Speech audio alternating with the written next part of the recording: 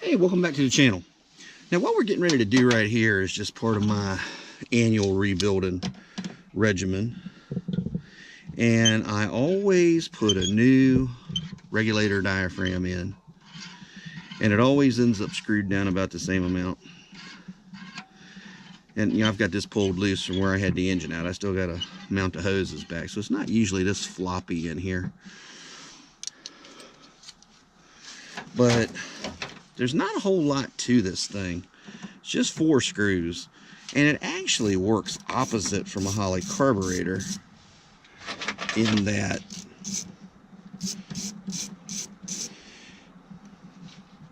the nut is actually the lock on this one instead of the adjuster, and I got my hand in the way of the camera. I'm just taking the screws out. Now, if you've never been into one of these Holley regulators, it's really nothing to it. It's just a diaphragm, a spring, and a ball in there. It's nothing fancy. It's just a very simple spring-loaded valve is really all it is. And again, I always try to put the screws back in the holes I take them out of because they've pulled, the threads are matched to that bolt.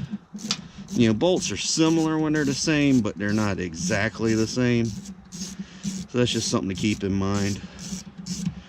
And if you got a new guy working on your new crew member on your car, or you're new to working on your own race car, this is another one of those things you can do that's not real hard. And in the event you do mess it up, it's not really expensive to fix it. So, and there we go, the diaphragm's coming off.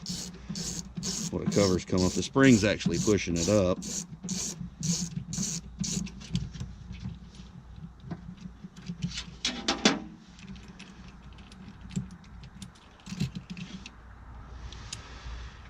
There's the spring.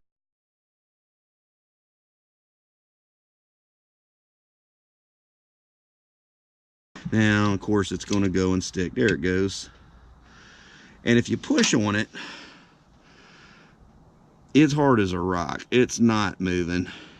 I can force it to move, but it's hardened up. We let it dry out, and just like putting the new gasket and all on the carburetor itself, this is one of those things that hardens up, and it'll drive you crazy. It won't move when you adjust it because this, I'm having to actually force it, and it's popping right back. It's not completely hard, but it's almost there. But this little pin right here is what goes down and pushes on the ball, which is down in the hole here. And the fuel just runs in here, and that ball opens up, and that bleeds off the excess pressure back for your return line. Here's your feed line in, return goes back, and then your pressurized, adjusted pressure fuel goes on over to your carburetor. It's very simple. Now, what I was saying about the spring, it comes with 2 springs. It comes with the red spring, and it comes with the silver spring.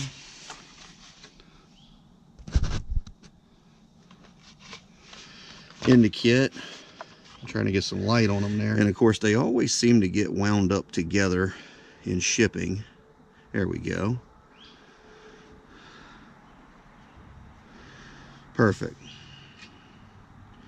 Now,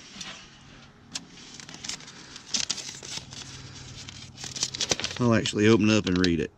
The high pressure spring is plain, the low pressure spring is red. I had the non-colored spring in there, so I'm going to stick with the non-colored spring in there.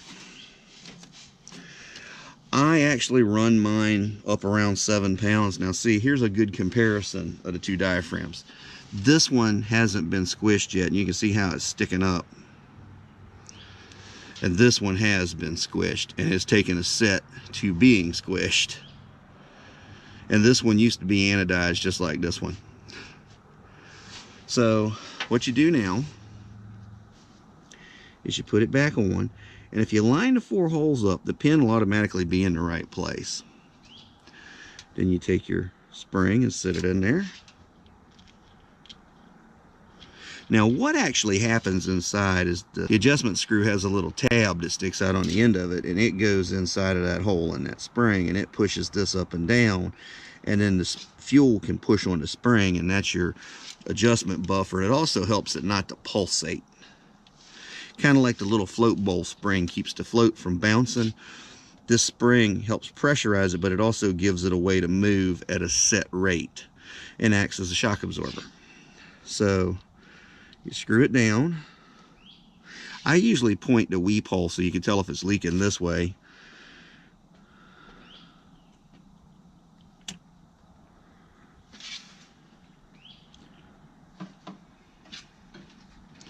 Then you just reach over and get a screw.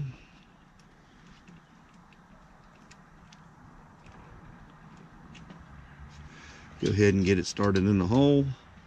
And like I said, I always try to put them back in the hole they come out of. But I do that with any bolt. All the bolts I mess with, I make a exerted effort to try to get them back where they came from.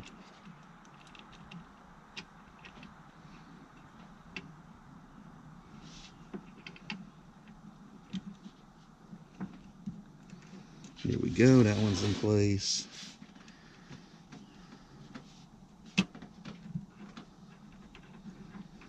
That one's in place. Wiggle it around, make sure it's still where it needs to be.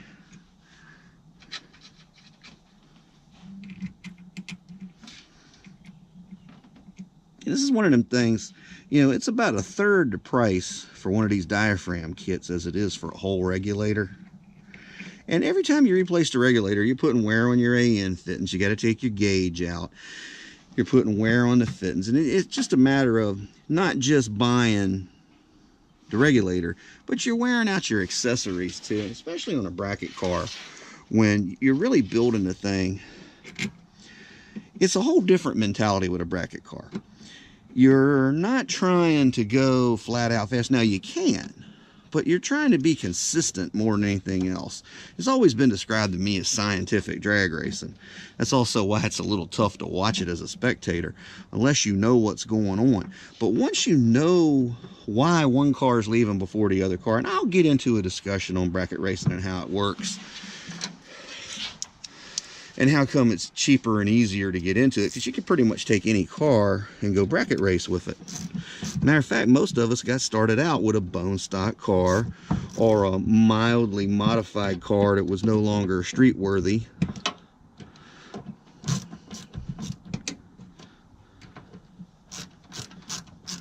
And again, it's an aluminum housing. It doesn't need to be gorilla tight, just good and snug. And that's why I'm using this little kit here. Now this is another little handy thing that I picked up just as a goof a few years ago. I was walking through a Lowe's and saw this little kit for $10, and I grabbed it just so I'd have something in a vehicle I had recently picked up that I actually didn't have a toolbox in. And I really didn't want to be putting a whole toolbox in that vehicle because it was in good shape. And I know me, the next thing you know, I'll be throwing greasy tools in the back of it or something. So I grabbed this just to have something in there in case I needed to change a battery or whatever. And it's a little 35-piece cobalt screwdriver kit. And I find myself going to this thing quite often. And I bought an extra 1/4-inch drive ratchet and just threw it in the glove box of the vehicle in question to go with it. I ended up going and buying another one, and I keep one in my truck now too, so just in case I need it, it's just a little quickie. And for doing little jobs like this, it's great. I think it was like 10 or 12 bucks. Now, get an Allen head. Now, I took the lock off of this the other day, the lock nut, and it's over in the box in the shop. I don't know if you can hear it, but the spring's starting to wind down there. So if you screw this back down where it was, it should be just about in the right place. And you'll know as soon as you start the car if it spikes, hey, it's too high, I need to move it. So anyway, that's all there is to putting a regulator diaphragm in a standard Holley fuel pressure regulator. Hope you found that interesting. Hope you found it useful. Just a little something that's easy to do. And when we get fuel pressure on this thing, we'll leak check it. And like I've said before, it's got an electric fuel pump, so we can leak test everything as soon as we start it, or before we start it. Remember, step outside of your box. Don't be afraid to try new things. Don't be afraid to learn a new skill. Practice that skill. Work at it until it becomes craftsmanship. Be proud to use it. Share the knowledge you've learned at some point. Have a good day. I hope you found this helpful. Until next time, this is Fab Race Mod Repeat. Thanks for watching.